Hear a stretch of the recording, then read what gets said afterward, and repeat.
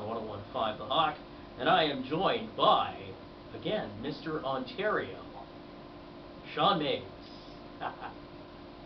Okay, first of all, Building Muscle 101, how do you do it, and some tips? Yeah, let's get into it, Bill. Here, I know there's some listeners who want to maybe listen in on a few tips, a few little inside information. You know what? First of all, you know what? You can make decent size. I know we talked about steroids, but you can make some decent size natural. You really can. When I first started out, the first 3 years, I went from a skinny kid to bench pressing 300 pounds, 17-inch arms, all natural, before I even touched the drugs. We already talked about that earlier. Now, it's all about progressive overload. Now, when you first learn all the exercises, one of the common mistakes is guys try to train their arms every second day. Mistake number one. You need to do everything every 5 or 6 days, all your muscle groups. You kind of come up with a good, comprehensive plan once you learn the correct exercises. And then when you hit the gym, you hit it really hard, but moderate set counts. Some guys overtrain. You can undertrain or overtrain, so there's a sweet spot, a bit of a formula. And you know what? 70% of it is diet. 70%. A lot of people are surprised when I tell them that. You need to get on a high-protein diet. If you weigh, Bill, how much do you weigh? 150? Oh, geez. Okay, last time I was... You know what? You don't have to say this on there. I'm going to pick a number. For a male who weighs 160... Okay, I used to weigh... I weighed about 147 last time. Yes. Okay. So say you weigh 160. Okay. If you weigh 160, I want to see you working up to taking in 1.25 grams of protein per pound of body weight. So if you do the math, that's 200 grams. So that's a small chicken breast is 30 grams. So you need to have small meals throughout the day. Say 5 small meals times 30, that's 150, plus 2 additional protein shakes, another 30 grams per, that's 210.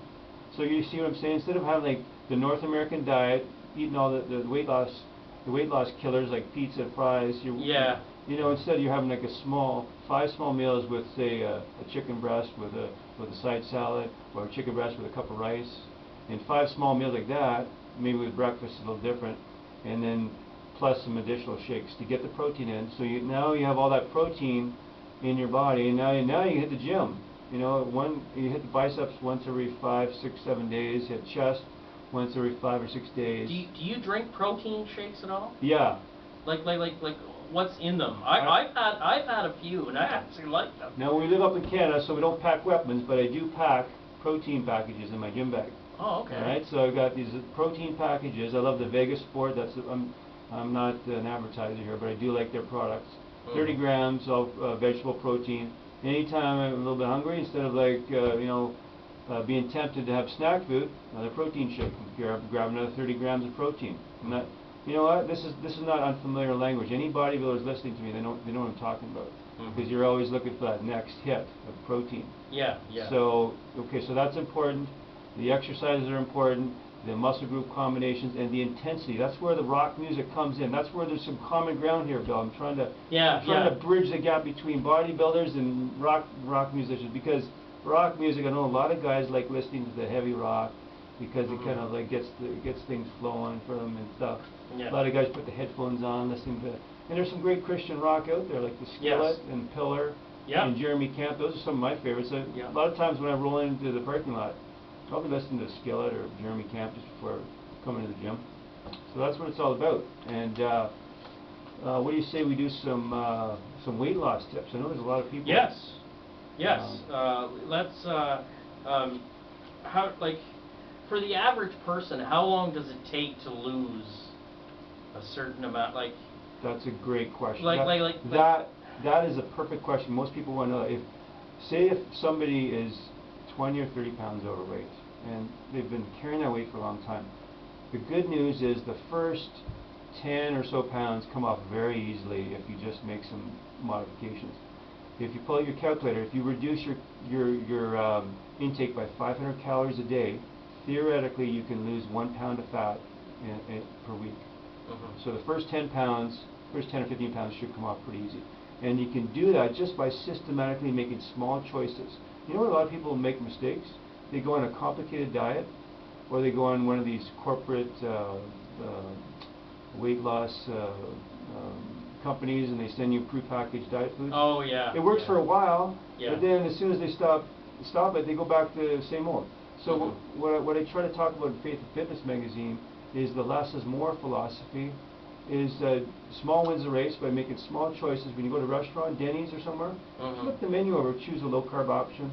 You know, instead of having a big piece of cake for dessert, have a cup of fruit. Trim the fat off the meats, take the skin off the chicken. Making those small choices add up to big weight loss victories you never would have dreamed of. Restaurants are more health conscious these days too. Like they have like the calories, and you know, like go to McDonald's for instance. Like I don't know if you ever you eat at McDonald's, like I don't want to put down McDonald's, but yeah, I don't go there that often. I reach into my gym bag. I got my protein packs. I might go to a sub shop and get a whole wheat sub, but even that's rare occasion. So anyways, there's some good weight loss tips, and I don't know how much time we have, but you know, there's some other aspects of you know, there's good reasons to pick up a good exercise program. Did you want to talk about that, or how do you want to close off?